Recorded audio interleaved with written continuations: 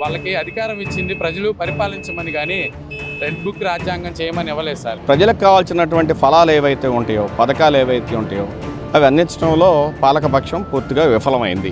మరో red book అను ఇంకో book అని పెట్టి ప్రజల్ని పక్కదారి పట్టించి సమస్యలను పక్కదారి పట్టిస్తే మాత్రం సభ్య సమాజం చూస్తూ ఊరుకోండి. ఎందుకంటే అసమర్థ పరిపాలన పనికినట్లు తొందరగా ఎవరి కాళ్ళకి ఇంటికి వెళ్ళండి. ఒకటే లక్ష్యం, ప్రజలందరూ నా వాళ్ళు అనుకునే వాళ్ళు కావాలి. త్వరలోనే నీకు తద్దినం పెట్టినటువంటి రోజు ఆసనమైంది మేము చెప్తా ఉన్నాం. వాళ్ళకి కావాల్సిన పరిపాలన, ప్రజా సంక్షేమం కాదు. పవన్ కళ్యాణ్ నిద్రపోతున్నాడు, ఇక ఆయన తొక్కేశారు. టోటల్గా ఏంటంటే ఇది ఫెయిల్యూర్ ప్రభుత్వం, ఏమి చేయలేని ప్రభుత్వం, చేతగాని ప్రభుత్వం, పథకాలు అమలు చేయలేని ప్రభుత్వం. సార్ ఇప్పుడు వాళ్ళకి అధికారం ఇచ్చింది ప్రజలు పరిపాలించమని, కానీ రెడ్ బుక్ రాజ్యాంగం చేయమని ఇవ్వలేదు సార్. ఇప్పుడు రెడ్ బుక్ అంటే కక్ష సాధింపు వల్ల మీకు మనం వాళ్ళు ఎంత లాస్ అవుతున్నారో వాళ్ళు తెలియట్లా. ఏమైనా ఇన్వెస్ట్మెంట్ పెట్టాలంటే వీళ్ళు కక్ష సాధింపు చర్యలు చేస్తున్నారని చెప్పి ఎవరు రావట్లే కంపెనీస్ ఇన్వెస్ట్మెంట్కి. ఎందుకంటే నెక్స్ట్ అధికారం పోతుందని ఇప్పటికే అనుకుంటున్నారు. ఎందుకంటే సార్ రెగ్యులర్ ఇంటర్వెల్స్లో ఫెయిల్యూర్స్, గవర్నమెంట్ ఫెయిల్యూర్. మన విజయవాడకు సంబంధించి ఒకసారి ఆలోచించండి సార్. విజయవాడకు సంబంధించి వరదలు వచ్చినాయి. ఎక్కడైతే వాళ్ళ పార్టీ వాళ్ళు ఎక్కువ ఉంటారు, వాళ్ళ పార్టీలు ఎక్కువ ఉన్న ఏరియాను కూడా వాళ్ళు ఇంట్రెస్ట్ చూపించకుండా, వాళ్ళ జాగ్రత్తగా తీసుకోకుండా వదిలేశారు. వాళ్ళు ఎప్పటి నుంచో కష్టపడి సంపాదించుకున్న మంచాలు, టీవీలు మొత్తం కోల్పోయారు సార్. ఎంతైనా సరే సార్, మధ్యతరగతి వ్యక్తి అయినా, కొంచెం రిచ్ పీపుల్ అయినా ఇంట్లో ఉన్న సామాన్లన్నీ కొనాలంటే 1-2 నెలలు అవ్వదు సార్, 2-3 సంవత్సరాలు పట్టిద్ది. అలాంటిది ప్రభుత్వానికి అధికారం ఇస్తే అధికారులు వైఫల్యమో తెలీదు, పెద్ద నష్టం జరిగింది. ఎందుకంటే బుడవేర్ అనేది లీక్ అయ్యి మొత్తం మునిగిపోయింది. సో ఇది బిగ్ ఫెయిల్యూర్ సార్. దీనికి ఏమన్నా రీప్లేస్మెంట్ చేస్తారని చేయలే. ప్లస్ వరదలకి డబ్బు పంచమని చెప్తే అగ్గిపెట్లకి 23 కోట్లు అయినాయి అన్నారు సార్. అక్కడేమో బ్లాక్లో వాటర్ బాటిల్ 200కి, పాలు వచ్చి 500కి బ్లాక్లో అమ్ముకుంటున్నారు సార్. మీకు వాలంటీర్ వ్యవస్థ ఉంటే వాలంటీర్ వెళ్ళి ప్రతి ఒక్క కుటుంబానికి నిత్యావసర వస్తువులు అందించేవాళ్ళు. వీళ్ళు ఏం చేశారంటే సార్, అవసరమైన సమయంలో వాలంటీర్స్ని ఉపయోగించుకోలేదు. కరోనా టైంలో ఎంత బాగా ఉపయోగించుకున్నామో, ఇలాంటి విపత్తు వచ్చినప్పుడు దయచేసి ఆ వాలంటీర్స్ని మళ్ళీ ఉద్యోగంలో తీసుకొని వాళ్ళతో పని చేయించుకొని ప్రజలకి మంచి చేయాలనే ఆసక్తి, శ్రద్ధ ఈ గవర్నమెంట్కి లేదు సార్. దీనివల్ల ఎంతోమంది ప్రజానికం ఇబ్బంది పడడం జరిగింది. ఎస్పెషల్గా ఎవరైతే ఆ పార్టీకి సంబంధించి ఎక్కువ ఉన్న ఏరియాల్లోనే మీరు ఎఫెక్ట్ అయింది, ఒకసారి ఆలోచించుకోండి. అంతేకాకుండా సార్, జగన్మోహన్ రెడ్డి గారు ఎస్సీ, ఎస్టీ, బీసీ, మైనారిటీ అన్ని కులాలను ఒకేలా చూశారు సార్. పురోహితులను చూశారు, పాస్టర్స్ని చూశారు, దర్గాల్లో ఉండే, మసీదులో ఉండే వాళ్ళని చూశారు. ఎవరిని వదలలేదు సార్. నాయకుడు అంటే అలా ఉండాలి సార్. ఒకటే లక్ష్యం, ప్రజలందరూ నా వాళ్ళు అనుకునే వాళ్ళు కావాలి. ఎప్పుడైతే ప్రమాణ స్వీకారం చేసిన రోజే పార్టీ చూడడం, మతం చూడడం, ఏమీ చూడడం అన్నారు, కులం చూడడం, ఏమీ చూడడం అన్నారు సార్. మగాళ్ళలాగా ఒక సీఎంలా పనిచేశారు. ఇప్పుడు ఏం చేస్తున్నారు సార్, రెడ్ బుక్లో మీ పేరు ఉందని బెదిరిస్తున్నారు. ఎవరైనా నాయకులు పేద ప్రజలకు అండగా నిలుద్దాం అంటే వాళ్ళని బెదిరిస్తున్నారు సార్. ఎన్ని రోజులు ఉండదు సార్. జగనన్న ఎప్పుడు చెప్తారు, వాళ్ళ సమయం వచ్చింది వాళ్ళు కొడతారు, మా సమయం వచ్చింది మేము కొడతామని చెప్తారు. ఓకేనా సార్. ఇంకో విషయం ఏంటంటే, మెయిన్గా జగనన్న ఉన్నప్పుడు, జగనన్న ఉన్నప్పుడు సార్ సంవత్సరానికి క్యాలెండర్ అని రిలీజ్ చేసేవాడు, పథకాల క్యాలెండర్ రిలీజ్ చేసేవాడు. ఈ క్యాలెండర్ రిలీజ్ చేయడం వల్ల ఎవరికి ఎప్పుడు ఏ పథకం వచ్చింది అనేది వివరంగా తెలుస్తారు. ఎందుకంటే సార్, ఇప్పుడు మధ్యతరగతి కుటుంబంలో, పేద కుటుంబంలో ఎవరికైనా డబ్బులు ఇవ్వాలనుకోండి సార్, ఓకేనా సార్, డాడీకి ఇప్పుడు వాళ్ళ తండ్రి అప్పు చేస్తాడు సార్, వాళ్ళ పాపకి డబ్బులు వస్తాయి స్కూల్కి సంబంధించి, వాళ్ళ అమ్మకి 18,000 వస్తాయి. ఎవరైనా అప్పు ఉన్నారనుకోండి, వాళ్ళకి చెప్తారు వివరంగా, ఏంటి మాకు ఆ టైంకి డబ్బులు వస్తాయి, మేము మీకు అప్పుడు డబ్బులు ఇస్తాము, మా ఆయన్ని, మా హస్బెండ్ని మీరేం మాట్లాడకండి, మీరు డబ్బులు ఇస్తారు అని చెప్పి, ఏ సమయానికైతే డబ్బులు వస్తాయో ఇంటి గౌరవాన్ని, ఎవరైతే భర్త ఉన్నారో చేసిన అప్పుల్ని తీర్చడానికి ఎంతో మహిళలు జగనన్న ఇచ్చిన డబ్బులను ఉపయోగించుకున్నారు సార్. ఒకప్పుడు జగనన్న డబ్బులు ఇస్తున్నప్పుడు ఒక వర్గం మాట్లాడింది సార్. ఏం మాట్లాడింది, డబ్బులు ఎందుకు ఇస్తున్నారు, మేము ఇవ్వమని అడిగామా అన్నది. ప్లస్ ఎవరు డబ్బులు ఎవరికి ఇస్తున్నారన్నారు సార్. నేనేం చెప్పట్లేదు సార్, ప్రజలు ఒకసారి గమనించండి, ఏం జరుగుతుంది గమనించండి. దయచేసి విచక్షణతో ఓటు వేయండి. ఈసారి మన ఓటు అనేది కొన్ని లక్షల కుటుంబాలను కాపాడుతుంది. ఎడ్యుకేషన్ వ్యవస్థ ఏమైంది, లోకేష్ గారు ఏమంటున్నారు, ఎడ్యుకేషన్ సిస్టమ్ని డెవలప్ చేయాలంటే 5 years చాలు, 10 years పడుతుంది అంటున్నారు. 5 yearsలో చేసి జగన్ గారు చూపించారు. దయచేసి మీరు ప్రజలందరూ ఆలోచించి మీరు ఓటు వేసే టైంలో తప్పకుండా ఎవరైతే మంచిగా చేస్తున్నారో, ఎవరైతే హిందూ, ముస్లిం, క్రిస్టియన్ అని చూడకుండా అందరిని ఒకలా చూస్తున్నారో వాళ్ళకు ఓటు వేయండి. కుల మతాల మధ్య విద్వేషాలు రెచ్చగొడుతున్నారు. ఏదైతే నార్త్ ఇండియాలో ఉన్నటువంటి విద్వేషాలని సౌత్ ఇండియాలో రాష్ట్రం రెచ్చగొడుతున్నారు. నిజమైన హిందూ అయితే నువ్వు నీ క్రిస్టియన్ని గౌరవించు, ముస్లింని గౌరవించు. పాస్టర్ని హత్య చేయడం ఇలాగా ఈ పద్ధతి కాదు. ఒకళ్ళ మధ్య విద్వేషాలు రెచ్చగొట్టడం కరెక్ట్ కాదు. మన సౌత్ ఇండియా పీపుల్ అంతా చాలా వెల్ మెచ్యూర్డ్, చాలా బాగా ఆలోచిస్తారు. సో నేను ప్రతి ఒక్కరు చెప్తున్నా, కుల మత విద్వేషాలు రెచ్చగొట్టే వాళ్ళకి మీరు ఎలాగైనా చెక్ పెట్టండి. అందరూ హిందూ, ముస్లిం, క్రిస్టియన్ అందరూ కలిసి ఉండాలని, ఈ భారతదేశం యొక్క సెక్యులరిజాన్ని కాపాడాలని మేము అందరికీ సవినయంగా ధన్యవాదాలు తెలియజేస్తున్నాను. Thank you. ఆంధ్రప్రదేశ్లో పెరుగుతున్న సమస్యల పరిష్కారం కోసం ఒక సామరస్యమైన పరిష్కారం చూపాలి. దాంట్లో భాగంగా భారత రాజ్యాంగం నిర్మాత డాక్టర్ బిఆర్ అంబేద్కర్ రాసిన రాజ్యాంగం అమలు కావాలి తప్ప మరో బుక్కు అమలు కావాల్సిన పరిస్థితి కాదు. ఎవరైతే తప్పు చేస్తున్నారో తప్పు చేసిన వాళ్ళకి శిక్షలు విధించడం కోసం రాజ్యాంగం ఉంది, చట్టాలు ఉన్నాయి. ఆ చట్టాలని సరిగా ఇంప్లిమెంట్ చేస్తే సరైనదిగా తప్ప మరో రెడ్ బుక్ అని ఇంకో బుక్ అని పెట్టి ప్రజల్ని పక్కదారి పట్టించి సమస్యలను పక్కదారి పట్టిస్తే మాత్రం సభ్య సమాజం చూస్తూ ఊరుకొని చెప్పి తెలియజేస్తా ఉన్నాం. భారత రాజ్యాంగం అందరికీ సమాన హక్కులు ఇచ్చింది. తప్పులు జరిగితే చర్యలు తీసుకోవటం భాగం. రాజ్యాంగాన్ని కాపాడాల్సింది మన భారతదేశాన్ని, రాష్ట్రాన్ని నడిపించేది రాజ్యాంగం. ఎవరు తప్పు చేసినా రాజ్యాంగం ప్రకారం చర్యలు తీసుకోవాలి. ఈ కొత్త రాజ్యాంగాలు ఎవరు తీసుకొచ్చినా అది కూడా వాళ్ళు కూడా భారత రాజ్యాంగానికి కిందకే వస్తారు. కాబట్టి పరిపాలించే పార్టీల అధికారాలు ఎవరికి శాశ్వతం కాదు, ఏం కాదు. అది మనకు భారత రాజ్యాంగం 50వ సంవత్సరం నుంచి అమల్లోకి వచ్చింది. అమల్లోకి వచ్చినప్పుడు ఎవరు పని చేసినా రాజ్యాంగానికి లోబడే పని చేయాలి. రాజ్యాంగానికి లోబడే ఏదైనా ప్రతిపక్షాలకు కూడా అదే స్థాయిలో గొంతెత్తి నిరోధించే సమస్యల మీద పోరాడే హక్కు ఉంది. కాదు ప్రభుత్వాలు ఎవరైనా, గత ప్రభుత్వం కానీ ఈ ప్రభుత్వం కానీ ఎవరైనా రాజ్యాంగానికి లోబడే పని చేయాలని చెప్పి కేవీపీఎస్గా ఆ రాజ్యాంగ ఫలాలు అందరికీ అందే విధంగా, అందరికీ దక్కే విధంగా ఈ రాజ్యాంగం సమానంగా అందరికీ అవకాశాలు ఇచ్చే విధంగా కృషి చేస్తుంది. ఏమి బాగా దేశంలో రాజ్యాంగ పద్ధతులు కూలిపోయినాయి, ప్రజా సౌకర్యాలు కూలిపోయినాయి. ప్రజలకి సరిగ్గా గ్రామాల్లో ఏమీ సౌకర్యాలు అందట్లేదు. సరదాగా కార్డులు వేసుకుని మంత్రులు, ప్రధానమంత్రులు అందరూ కూడా గ్రామాల్లో కూడా రావట్లేదు. అసలు నీళ్ళు అందుతున్నాయా లేదా, భోజనం అందుతున్నాయా లేదా, సౌకర్యాలు అందుతున్నాయా లేదా అని ఆలోచన జ్ఞానం లేదు. అసమర్థతో ప్రయాణం చేస్తున్నారు. దేశం పరిస్థితి నిరుద్యోగ సమస్య పెరిగిపోతుంది. మరి ఇటువంటి దాని మీద వాడు సొంతంగా కార్డులు వేసి తిరగటం ఎందుకు? సొంత డబ్బులతో వెళ్ళండి. ఎవడు కాడే ప్రధానమంత్రి దగ్గర నుంచి ముఖ్యమంత్రుల వరకు కూడా మంత్రులు తిరగట్లేదు, ఎమ్మెల్యేలు తిరగట్లేదు. ప్రజలు ఎట్లా ఉన్నారు? మురుకాలం నీళ్ళు పోవట్లేదు, నీటి సౌకర్యం లేదు. ఎందుకంటే ఇటువంటి విధానాలు డబుల్ ఇంజిన్ లేదు, త్రిబుల్ ఇంజిన్ లేదు.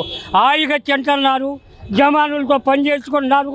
ముఖ్యమంత్రి ఇంట్లోనేమో 20 మంది, మామూలు మంత్రి ఇంట్లోనేమో 10 మంది, కలెక్టర్ ఇంట్లోనేమో 6. ఎందుకు ఇటువంటి పరిపాలన దేశానికి అప్పులు చేయటం? వాళ్ళేమో 80 లక్షలు, వీళ్ళేమో 20 లక్షలు. ఎందుకంటే అసమర్థత పరిపాలన పనికినట్లు తొందరగా ఎవరికి వాళ్ళకి ఇంటికి వెళ్ళండి. పవన్ కళ్యాణ్ నిద్రపోతున్నాడు. ఇక ఆయన తొక్కేశారు, పవన్ కళ్యాణ్ తొక్కేశారండి. ఫోటోలు వాళ్ళే చూపుతున్నారు, బాబు కొడుకులే. వేస్ట్ వీళ్ళంతా, మంత్రులు కాడ వేస్ట్. పవన్ కళ్యాణ్ మగవాళ్ళకి బయటకు వస్తే రమ్మని మనవి చేస్తున్నాను అంతే. రెడ్ బుక్ లేదు, మామూలు బుక్ లేదు. నాది ఎందుకు ఇవ్వాలి నేను? వేస్ట్.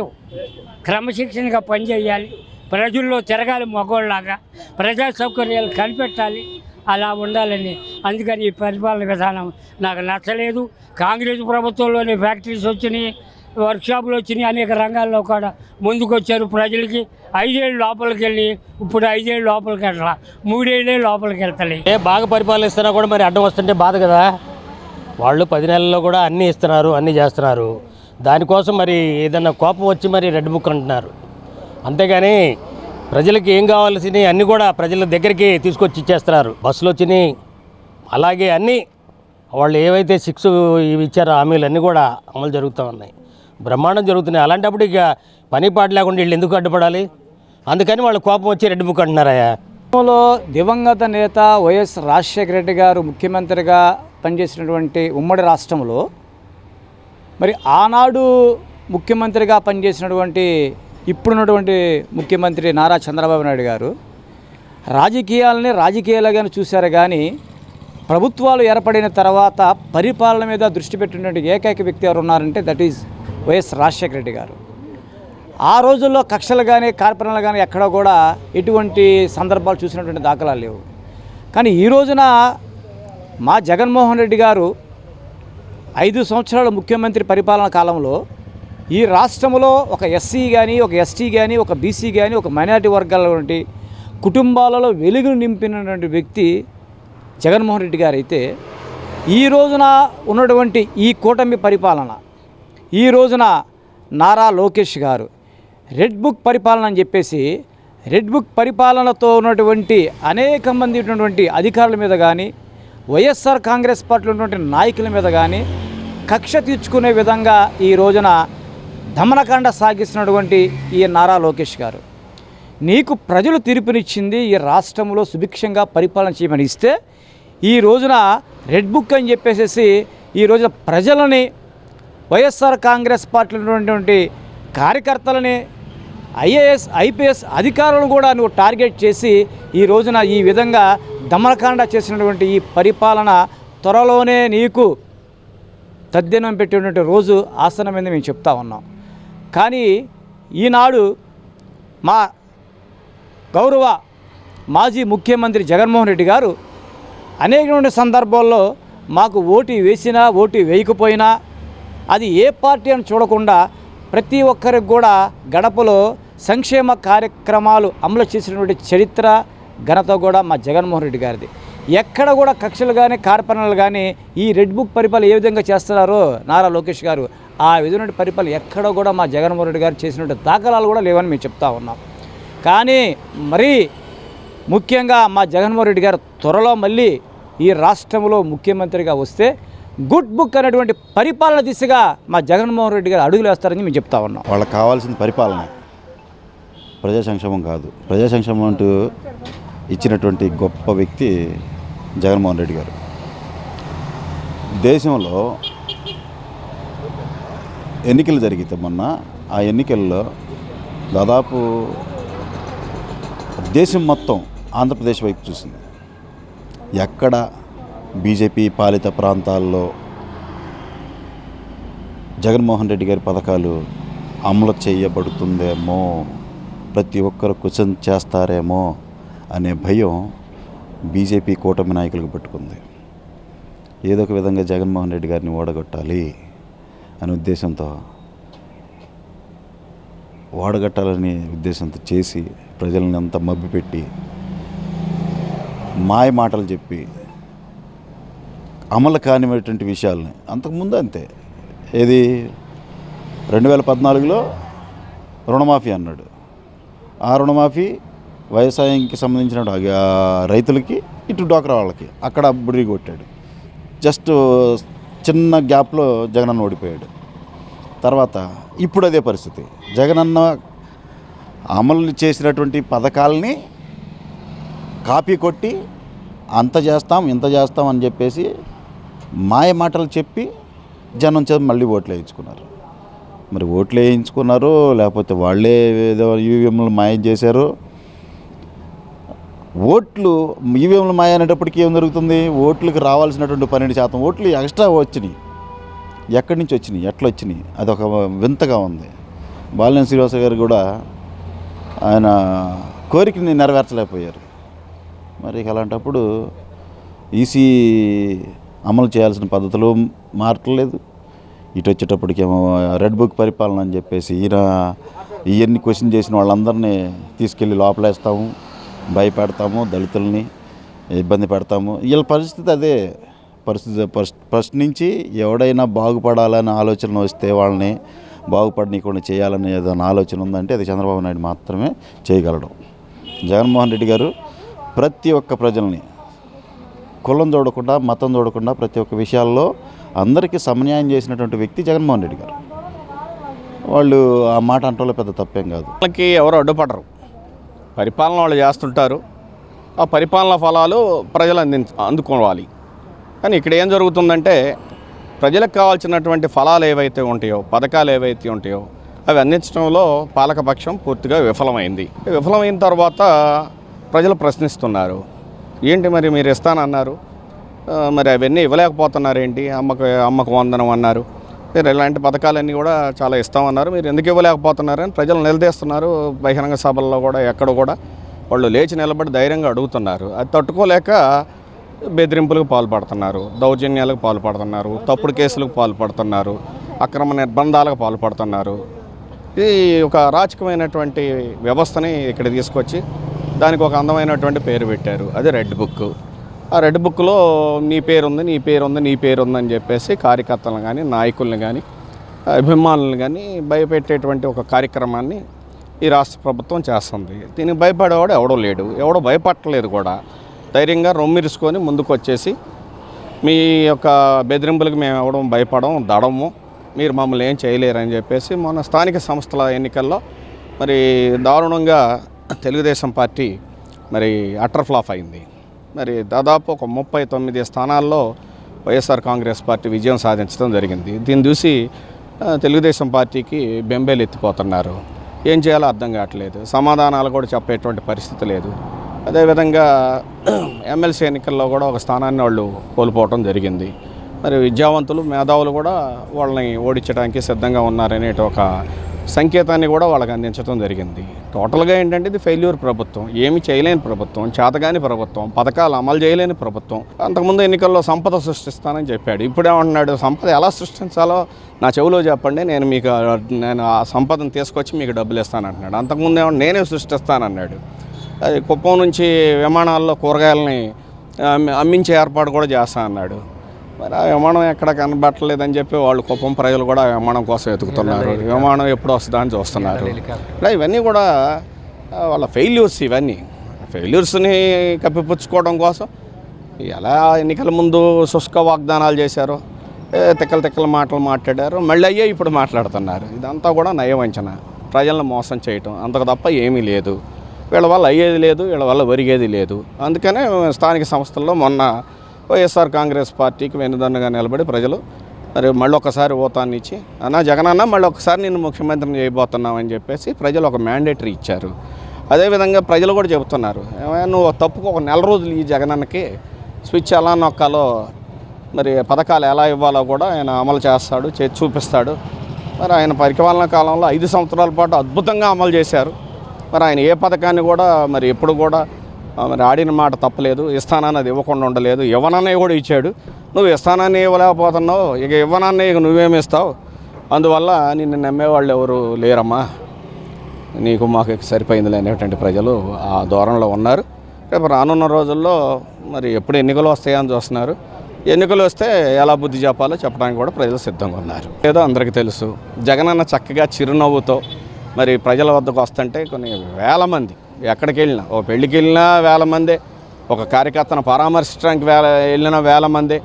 మరి అది ఎవరి పరిస్థితి బాగలేదో నేను చెప్పడం కన్నా ఆ వీడియోలు, విజువల్స్ అనేవాళ్ళు చూస్తే బాగుంటుంది అనేది నా అభిప్రాయం.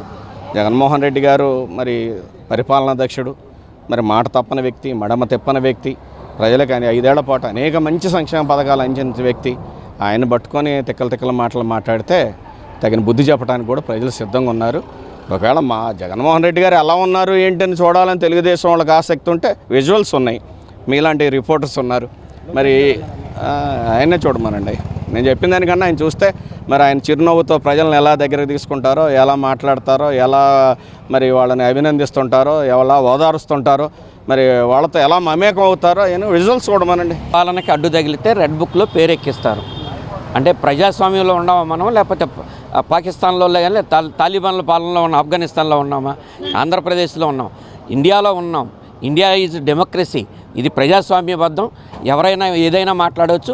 పరిపాలించే నేతలు తప్పు చేస్తే ప్రశ్నించే హక్కు ప్రజలందరికీ ఉంది, నాయకులకి, కార్యకర్తలకు, అపోజిట్ పార్టీకి కూడా ఉంటుంది. ఆయన ఎందుకు రెడ్ బుక్లు ఎక్కిస్తే మనం ఆల్రెడీ ఎక్కించి తిప్పుతున్నారు కదా, ఇంకెంతకంటే ఏం చేస్తారు? ఈరోజు దేశంలో రాజ్యాంగం అధోగతి పాలవుతున్నటువంటి పరిస్థితి ఉంది.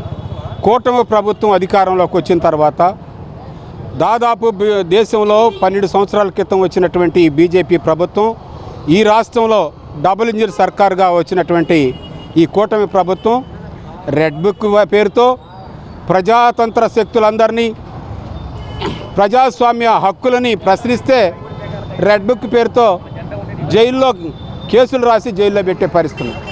ఇది రాజ్యాంగ స్ఫూర్తికి చాలా భిన్నమైనటువంటిది. ఈరోజు చంద్రబాబు గారి ప్రభుత్వమైనా, దేశంలో ఉన్నటువంటి నరేంద్ర మోడీ గారి ప్రభుత్వమైనా ప్రజాస్వామ్య లౌకిక శక్తుల యొక్క హక్కులని కాలరాస్తే ఈ ప్రభుత్వాలు అధోగతి పాలవ్వాల్సినటువంటి పరిస్థితి ఉంది. అందుకనే బాబు జగజ్జీవన్ గారు ఏం చెప్పారంటే, భారతదేశంలో నవభారతం నిర్మించాలంటే భారతదేశంలో ఉన్నటువంటి యువతీ యువకులకు ఉద్యోగాలు రావాలి. భారతదేశంలో కరువు కాటకాలు లేకుండా ఉపాధి రావాలంటే భారతదేశం వ్యవసాయ రంగం మీద ఆధారపడింది. కాబట్టి వ్యవసాయ రంగాన్ని అభివృద్ధి చేయడానికి ప్రణాళికలు ఉండాలి. ఈ దేశంలో స్వతంత్రం వచ్చి 75 సంవత్సరాలు పూర్తయినా కానీ ఈ దేశాన్ని ప్రగతి ప్రధానం నడిపించడానికి సంబంధించిన ఏ విధమైన ప్రణాళికలు కేంద్రంలో లేదు, రాష్ట్రంలో లేదు. రాష్ట్రంలో కేంద్ర ప్రభుత్వ ప్రజలందరినీ అధోగతి పాలు చేయించడానికి, అప్పుల పాలు చేయడానికి ఈరోజు సింగపూరు, మలేషియా నుంచి కొత్త పెట్టుబడిదారులను తీసుకొచ్చి రాజ్యాంగం పేరుతో, రాజధాని పేరుతో ఈ విధమైనటువంటి దాడులకు పూనుకోవటం అనేటువంటిది సరైనది కాదని చెప్పేసి బాబు జగజ్జీవన్ రావు జయంతి సందర్భంగా ప్రజాస్వామ్యాన్ని కాపాడాలి, రాజ్యాంగాన్ని కాపాడాలి, లౌకిక తత్వాన్ని కాపాడాలి. ఉపాధి ఉద్యోగ అవకాశాలు ఇవ్వకపోతే ఈ రెడ్ బుక్లు, తెల్ల బుక్లు, బులు బుక్కులు వచ్చి, కాషాయ బుక్కులు వచ్చినా కానీ ఏ విధంగా పనిచేయవు. ప్రజలు కీలెరిగి వాత పెడతారు. ప్రజలు ఈ ప్రభుత్వాలకి గుణపాఠం చెబుతారని తెలియజేస్తున్నాను. నా పేరు నటరాజు, కుల వివక్ష వ్యతిరేక పోరాట సంఘం ఎన్టీఆర్ జిల్లా కార్యదర్శి. ఈరోజు దేశంలో మనవాద మతోన్మాద బీజేపీ అధికారులకు వచ్చిన మూడోసారి అధికారులకు వచ్చిన తర్వాత దేశంలో ప్రభుత్వ రంగం అనేది నిర్వీరైపోతూ ఉంది. భారత రాజ్యాంగం మంటకలపడుతూ ఉంది. ఒక పక్క ప్రైవేట్ రంగం పెరిగిపోతూ ఉంది. ఇలాంటి పరిస్థితుల్లో బాబు జగజ్జీవన్ రావు గారికి ఘనమైన నివాళులు అర్పిస్తున్నామంటే ప్రభుత్వ రంగాన్ని కాపాడుకోవాలి, భారత రాజ్యాంగాన్ని కాపాడుకోవాలి, పెరుగుతున్నటువంటి ప్రైవేట్ రంగంలో రిజర్వేషన్ సాధించుకోవాలని చెప్పి ఏకైక లక్ష్యంతో ఈరోజు కేవీపీఎస్ పనిచేస్తూ ఉంది. ఆ పరిస్థితుల్లోనే బాబు జగజ్జీవన్ రావు గారి యొక్క స్ఫూర్తితో ఈరోజు వాటి సాధన కోసం పనిచేయాల్సిందని చెప్పి కేవీపీఎస్ పిలుపునిస్తూ ఉంది. రెండోది, ఈరోజు మనువాద మతోన్మాదం పెరుగుతున్న క్రమంలో కార్పొరేట్ శక్తుల యొక్క ప్రాబల్యం పెరుగుతూ ఉంది. ఓ పక్క ధరలు పెరుగుతూ ఉన్నాయి, నిరుద్యోగం పెరుగుతూ ఉంది, ఉద్యోగాలు రావట్లేదు. అలాంటి పరిస్థితుల్లో వీటన్నింటినీ కాపాడుకోవడం కోసం నవభారతాన్ని నిర్మించాలని చెప్పి కేవీపీఎస్ పిలుపునిస్తూ మరోసారి జగజ్జీవన్ రావు గారికి నివాళులర్పిస్తూ, దోహాలర్పిస్తూ వారి యొక్క స్ఫూర్తిని దేశ ప్రజలందరికీ ఆదర్శం కావాలని చెప్పి ఈరోజు కేవీపీఎస్ కోరుకుంటూ మరోసారి రిజర్వేషన్లు సాధించుకోవడం కోసం పోరాటం చేయాల్సిన అవసరం చెప్పి తెలియజేస్తా ఉన్నాం.